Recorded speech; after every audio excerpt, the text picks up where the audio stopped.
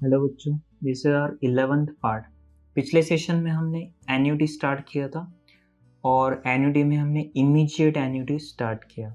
Okay, immediate annuity में देखा कि जो फर्स्ट पेमेंट होता है वो फर्स्ट पेमेंट हम एट द एंड करेंगे, right, at the end of the period. और अगर हमें उसे बिगिनिंग में स्टार्टिंग में ही करना पड़ता है तो हम उसे एन्युटी ड्यू कहते हैं।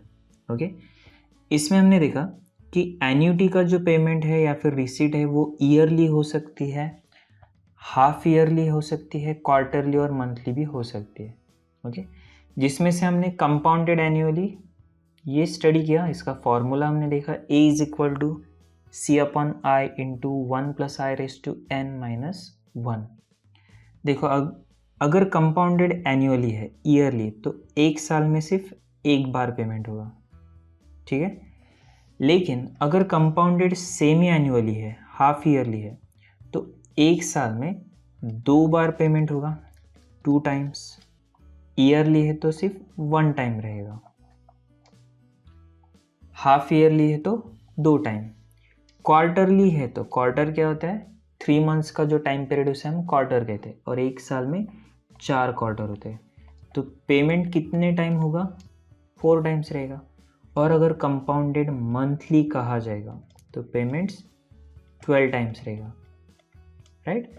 फिर से बता दो, ईयरली है तो एक साल में एक बार, हाफ ईयरली है तो एक साल में 2 बार, क्वार्टरली है तो एक साल में 4 बार, और मंथली है तो एक साल में 12 बार।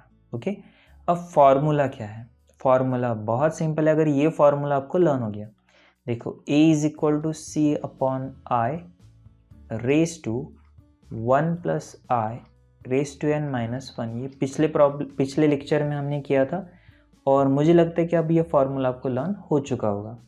अब आपको करना क्या है, तो इस फॉर्मूले में जहाँ भी i है बस वो i को 2 से डिवाइड कर दो और n पावर में 2 से मल्टीप्लाई करना है। ओके, या फिर क्वार्टर लिखा है तो 4 से डिवाइड करना और पावर में n को 4 से मल्टीप्लाई करना है, ठीक है। ये जो i है ना, इसे हाफ ईयरली का है तो 2 से डिवाइड करो, क्वार्टरली का है तो 4 से डिवाइड करो, मंथली का है तो 12 से डिवाइड करो, ठीक है। और n को क्या करना है, देखो, i को डिवाइड करना है और n को मल्टीप्लाई करना है। 2 हाफ ईयरली है तो क्वार्टरली है तो 4 से, मंथली है तो 12 से। देखो, तो फॉर्मूला आ जाएगा ये फॉर्मूला। इससे हम कर सकते a is equal to C upon I है तो डिवाइड करो 2 से हाफ ईयरली के लिए, मल्टीप्लाइड बाय 1 + i/2। जहाँ भी i है बस उसे 2 से डिवाइड करना है, ओके, और पावर में 2 से मल्टीप्लाई -1। अगर क्वार्टरली होता है तो a is equal to C upon i/4 into 1 + i/4 raise to 4n-1, power में मल्टीप्लाई 4 से। और अगर कंपाउंडेड मंथली है तो a is equal to C upon i/12 into 1 + i/12 raise to 12n-1। आ रहा है समझ में? तो ये एक फॉर्मूला में लर्न हो गया, तो बाकी के फॉर्मूले आपको आसानी से लर्न हो जाएंगे। चलो, तो आज हमें हाफ ईयरली और क्वार्टरली की प्रैक्टिस करना है। मंथली के प्रॉब्लम आपके सिलेबस में नहीं है, ओके। हायर लेवल एजुकेशन में आपको मंथली का भी पार्ट पढ़ने को मिल जाएगा। हमें सिर्फ हाफ ईयरली, क्वार्टरली और ईयरली का पार्ट है। So exercise 2.2 question number 3, find the amount accumulated after 2 years if sum of 24,000 is invested every 6 months at 12% per annum compounded half yearly। Okay, so यहाँ पे हमें accumulated अमाउंट पूछा है, means ए, N हमारे पास है 2 years, rate of interest है 12%, तो आई हमारे लिए हो जाएगा 0.12। सम कांस्टेंट दी है 24,000 और देखो यहाँ पे 6 मंथली कहा है, 6 मंथली है और rate of interest per annum 1 साल का हमारे लिए 12% है। अब 6 मंथली है तो 1 साल में 2 बार कंपाउंडिंग होगी, हमें हाफ ईयरली का फॉर्मूला यूज़ करना पड़ेगा।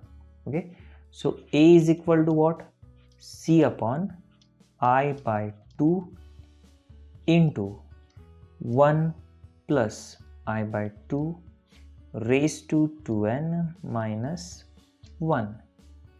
नाउ सी कांस्टेंट वैल्यू कितनी है, 24,000 है, डिवाइडेड बाय आई अपॉन 2। देखो आई अभी कितना है, 0.12 है। 0.12 को अगर हम 2 से डिवाइड करते हैं, देखो अगर 12 को मैंने 2 से डिवाइड किया तो कितना आएगा, 6 आएगा। और आर अगर 6% है तो आई कितना होना चाहिए, 0.06 आना चाहिए। ठीक है, 0.12 अपॉन 2 किया तो 0.06। अभी है ना, फ्रैक्शन का कैलकुलेशन है ना, कभी कभी गलत हो जाता है। बहुत से बच्चे क्या करेंगे, 0.12 को 2 से डिवाइड करके लिखेंगे 0.6 और 0.6 लिखा तो ये गलत हो गया, राइट।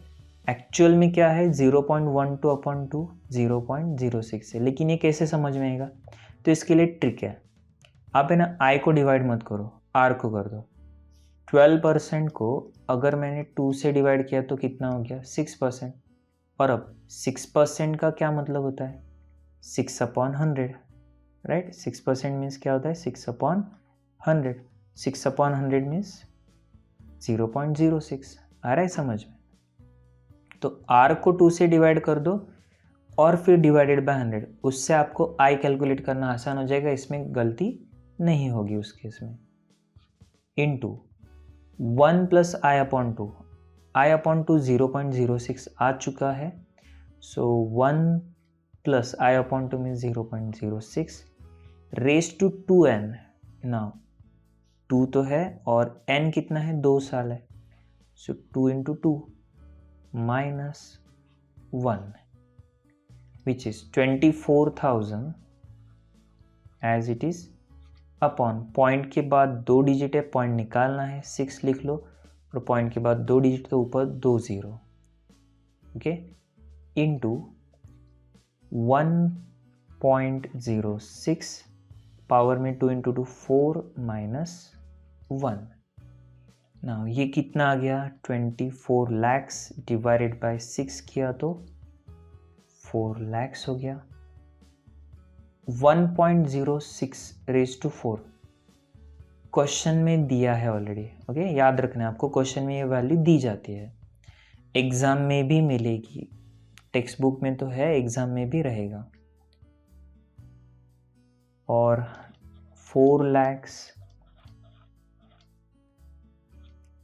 नाउ 1.2625 माइनस 1 किया तो 0.2625। चलो ठीक है, सो 4 lakhs इंटू 2625, डिनोमिनेटर में 1 होता है, पॉइंट के बाद 4 डिजिट, 1 2 3 4 1 2 3 4। ना 40 इंटू 2625, सो 2625 इंटू 4 कर लेते हैं। 4 5 होता है 22, 4 2 8 प्लस 2 10, 4 6 24 प्लस 1 25, 2 आ गया, 4 2 8 प्लस 2 10, एक 0 लगा देंगे तो हो जाएगा 1,05,000। तो ए हमें मिल गया 1,05,000, ठीक है। So right down answer. और अब सिमिलर कुछ क्वेश्चंस आपको इमीडिएटली होमवर्क में सॉल्व करना है। चलो ये सॉल्व कर लेना, 1 2 3 तीनों कर लेना है फटाफट। फर्स्ट एग्जाम्पल में अमाउंट पूछी है 2 years के बाद, ओके। और रेट ऑफ इंटरेस्ट भी हमारे पास कितना है, 10%। चलो अगर मैं आपको ये सॉल्व करके दिखा देता हूँ, क्या आंसर आता है।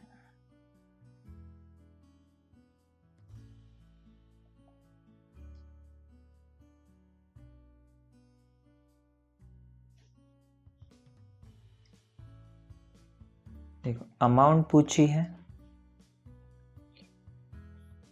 एन हमारे पास है 2 years,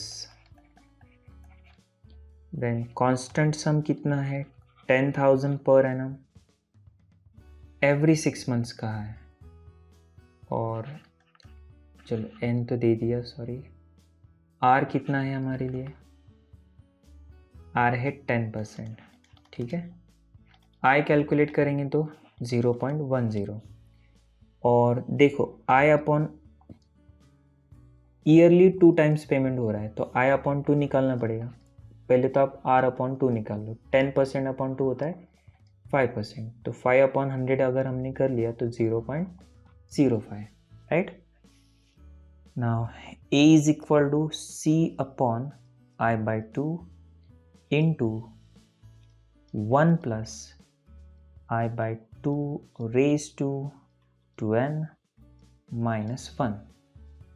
Now constant sum is 10,000 divided by 0.05 into 1 plus I upon 2 कितना है, तो 0.05 है, raise to 2n, 2n means 2 साल के लिए, तो 2 इंटू 2 4 माइनस 1। अब 10,000 upon 0.05, 10,000 at is it, point के बाद 2 0 डिवाइडेड बाय 5 इंटू 1.05 आएगा, रेज टू 4, इसकी वैल्यू है 1.2155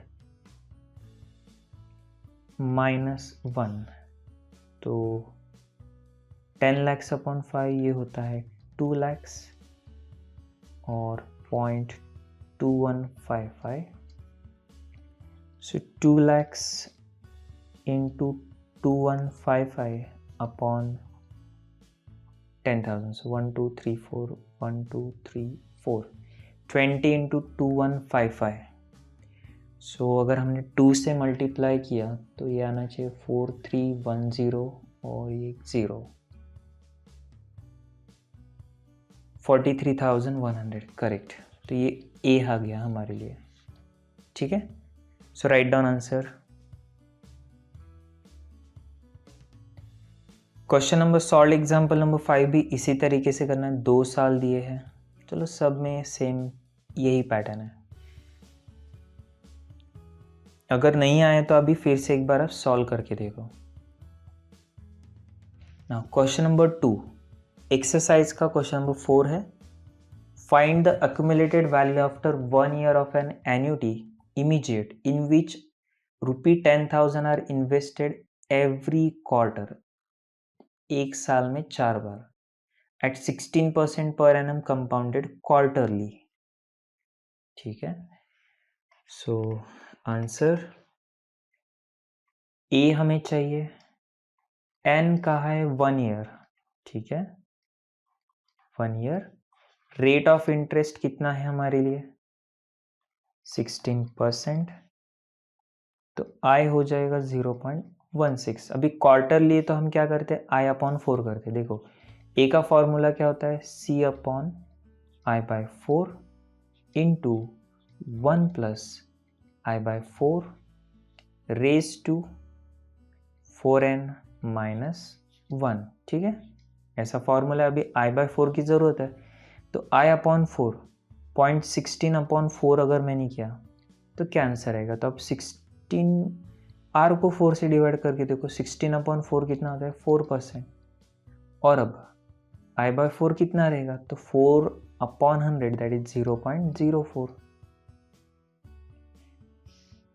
चलो तभी वैल्यूज को पुटअप करना है, सी है हमारे पास 10,000, देन आई बाय 4 कितना है 0.04 है, into 1 plus 0.04 raise to 4n, देखो 4n, n कितना है 1 है, तो 4 इंटू 1 अगर हम करेंगे तो 4 माइनस 1,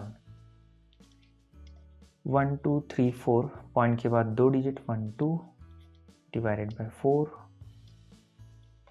इंटू 1.04 रेज टू 4 आएगा, तो 1.04 रेज टू 4 कितना है, तो 1.1699 minus 1, so 10 lakhs divided by 4 into यह आएगा 0.1699 0.1699 इंटू 10 लाख अपॉन 4 अगर हमने किया,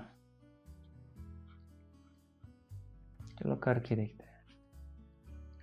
तो 1699 अपॉन 1 2 3 4 पॉइंट निकाल लिए, तो 1 2 3 4,